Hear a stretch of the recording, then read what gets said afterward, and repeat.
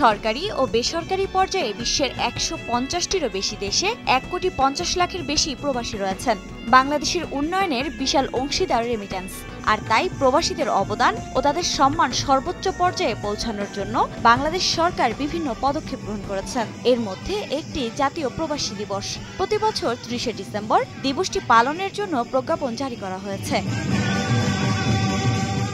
এবার প্রথমবারের মতো ইতালির ভেনিসে পালিত হলো প্রবাসী দিবস।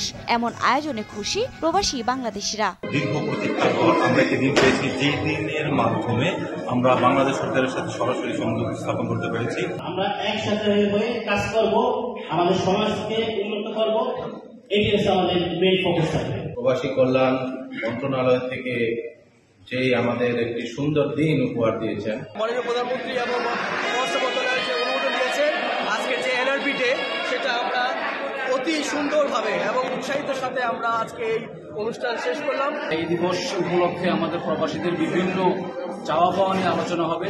দিবসটি উপলক্ষে উপস্থিত ছিলেন পররাষ্ট্রমন্ত্রী ডক্টর এ.কে. আব্দুল মোমেন ও বাংলাদেশ কনসুলেট জেনারেল এম.জে.এইচ. জাভেদ।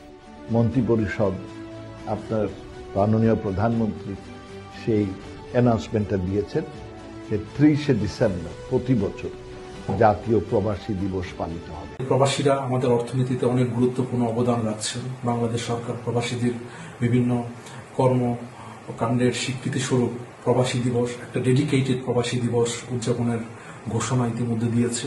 সরকারের নেওয়া পদক্ষেপকে স্বাগত জানিয়েছেন উপস্থিত বক্তারা। এর পাশাপাশি প্রবাসীদের ভোটাধিকার সহজ ও নিরাপদ বিনিয়োগ এবং নির্দিষ্ট সময়ের পর পেনশন সুবিধা চালুর জন্য সরকারের প্রতি আহ্বানও জানান তারা। সময় সংবাদ, ইতালি।